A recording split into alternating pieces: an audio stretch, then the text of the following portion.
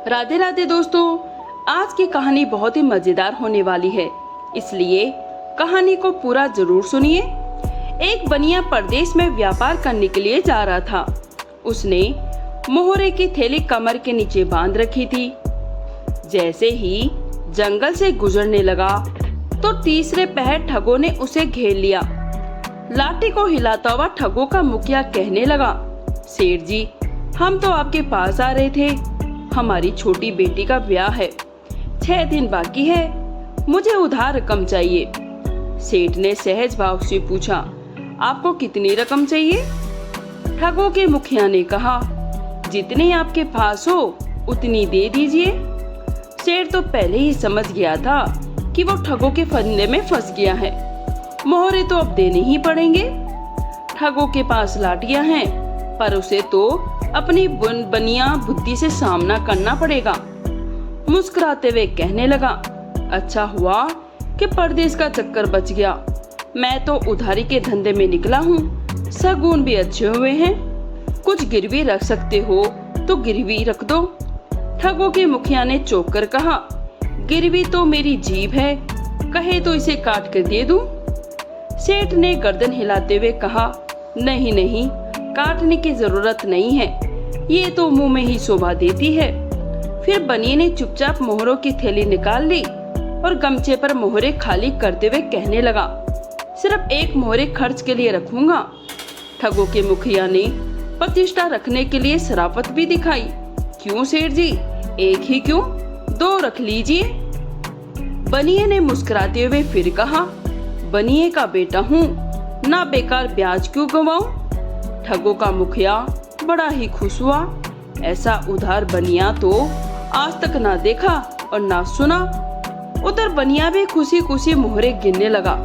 पूरी 120 मोहरे थी। फिर कहा, तुम भी गिन लो। मुखिया ने भी उदारता दिखाई और कहने लगा, आपने अभी तो गिनी है, अब कोई गिनने की जरूरत नहीं। बरगद के नीचे बैठे हैं, भरोसा तो करना ही पड़ेगा।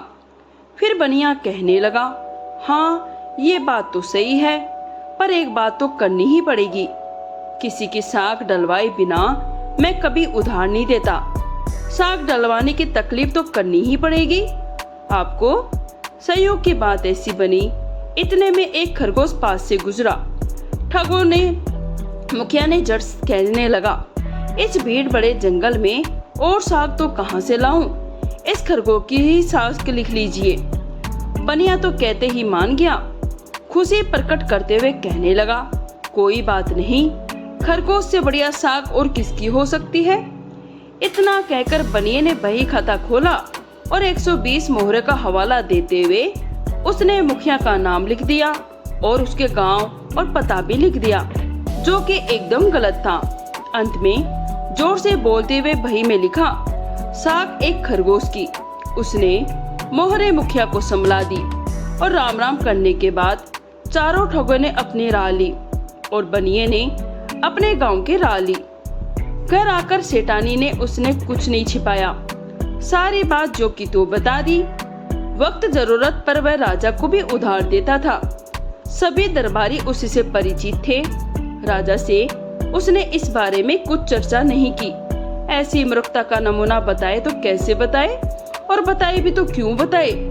पर उसने एक विश्वास सैनिक से सांठगांठ अवश्य कर ली।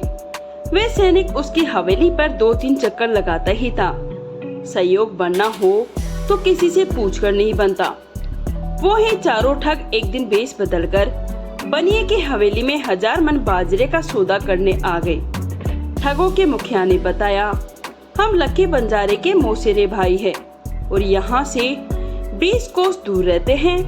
बनिए ने मुखिया को बोलते ही पहचान लिया, पर जाहिर कुछ भी नहीं होने दिया। बाजरे का भाव ताव सब तय हो गया।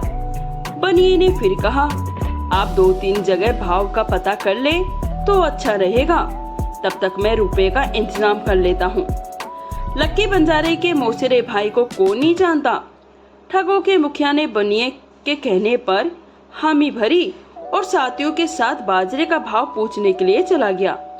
उसके जाते ही बनिए ने विश्वसनीय सैनिक को सारी बात समझाई।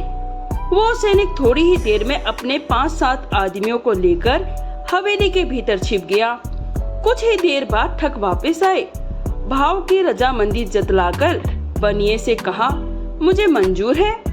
बनिए ने फिर जोर लगाकर कहा, आपको मंजूर होगा पर मुझे मंजूर नहीं है। बनिए का इतना कहना हुआ कि भीतर दुबके सैनिक बाज की तरह झपटे और चारों ठगों को पकड़ लिया। फिर मजबूत रस्सियों से उनको झटपट बांध लिया। वे इलाके के नामी ठग थे। राजा जी के सामने बिल्कुल मुकर गए। बनिया सरासर झूठ बोल रहा है, वे तो उससे पहली बार मिले हैं। राजा भी अब असमझ में पड़ गया। उन्होंने बनिए से पूछा, तुमने किसी की साख डलवाई थी या नहीं? बनिए ने तुरंत उत्तर दे दिया, डलवाई थी हुजूर, जरूर डलवाई थी। वही में साफ साफ लिखा है, साख एक लोमड़ी की।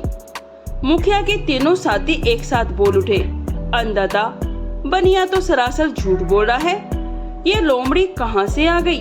उस समय तो खरगोश पास से निकला था। ठगों के मुखिया ने उनकी ओर इशारा भी किया था, पर उन्होंने देखा ही नहीं।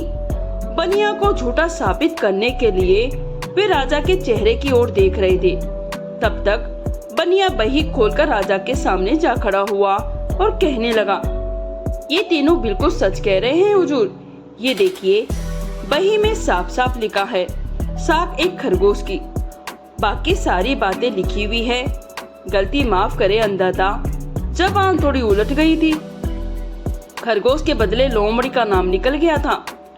राजा जी ने भी अब जोर से ठाका लगाकर कहा, मैं तुम्हारी गलतियां खूब समझता हूँ, तभी तो तुम्हारा इतना मान रखता हूँ। आज से ही राजा के खजाने की जिम्मेदारी तुम्हारी होगी। फिर दीवान की ओर देखते हुए आदेश दिया, इन चारों के नाक कान काटकर ललाट पर ठग का दाग लगा दो। इन सबकी सारी जायदाद जब्त करके अपने राज्य से 100 कोस दूर खदेड़ दो। गनीमत समझो, इन्हें सूली पर नहीं चढ़ाया जा रहा।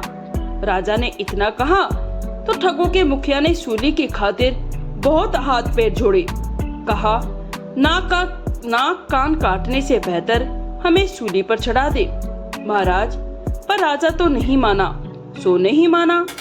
बनिए की बुद्धि का मुकाबला ना ठग कर सके, ना चोर कर सके और ना ही डकैत कर सके। दोस्तों, ये कहानी यहीं समाप्त होती है। अगर आपको पसंद आई हो तो प्लीज इसे लाइक करें, शेयर जरूर कीजिए। अगर आप मेरे चैनल पर नए हैं तो प्लीज मेरे चैनल को सब्सक्राइब करें, क्योंकि मैं आपके लिए ऐसी ही मजेदार कहानियाँ लाती रहती हूँ। कहानी सुनने के लिए आप सभी का दिल से धन्यवाद।